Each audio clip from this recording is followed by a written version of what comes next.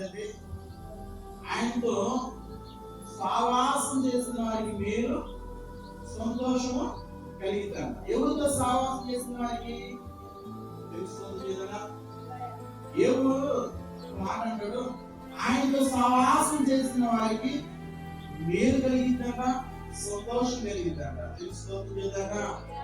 మనం పిలిచిన దేవుడు నమ్మదగిన వాడు. మనస్సును నమ్మిన మనం మోసపోతాం కానీ ప్రపంచంలో నేను పలానా దేవుడు నమ్ముపోయి మోసపోయానయ్యా అన్నావు కదా. తెలుస్తుందా? అనేక జీవితాన్ని వ్యభిచారాన్ని అన్యాయాన్ని కరుణ కట్టిన మురగాలను కూడా మార్చగలిగేది ఈ పరిశుద్ధిలో ప్రతి అక్షరం ప్రతి మాట ప్రతి కూడా మనకు కొత్తగానే ఉండేది.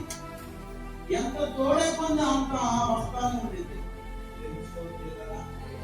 ఇది ప్రపంచ వ్యాప్తం కూడా అనేక జీవితాలు కట్టగలవు.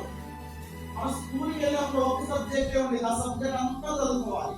కానీ ఆదివారం అనేక సమస్యలతో మనం వస్తూ ఉంటాం. కుటుంబం ప్రతి ఒక్క సమస్యతో మనం వస్తూ మన భారత దేవుడు ఏకాసంలో కుమరిస్తుంది.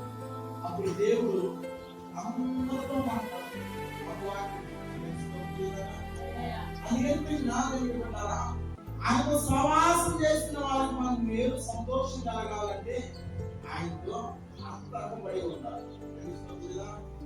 ఎవరెవరు సావాసం చేసిన వారు అన్న జీవితం మాత్రం అక్కడే గడిపేసి దేవుడు సావాసం చేసింది. అన్నగారు తెలుసుకోవచ్చు కదా.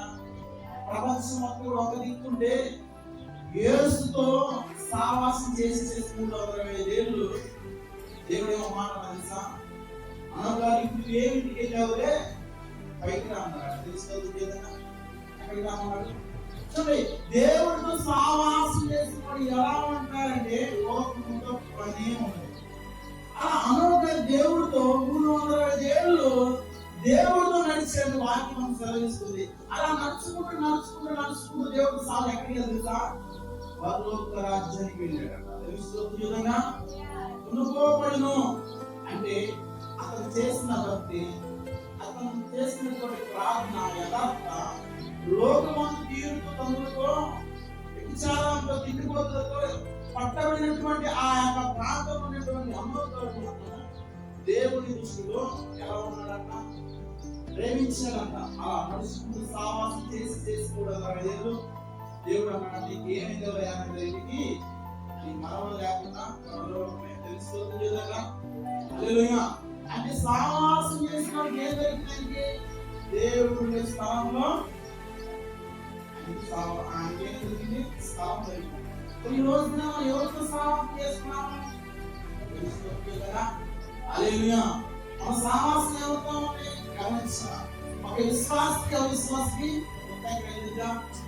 ఒక విశ్వాసకి ఒక అవిశ్వాస గొత్తుండిదా,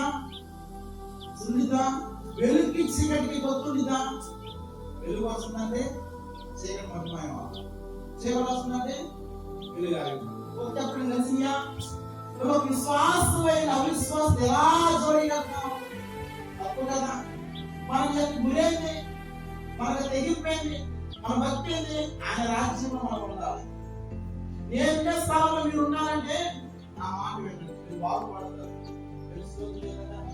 మీరు బాగుపడతారు. మీ జీవితాలు కట్టేదిగో అన్నోద్దరు 300 ఏళ్ళు దేవుడితో నడిచి పరలోకనాథం పెట్టాడే. ఈ రోజు నా మీద నిలబడ్డారా? ఆ సావాసం కలిగి ఉంటారు. మరి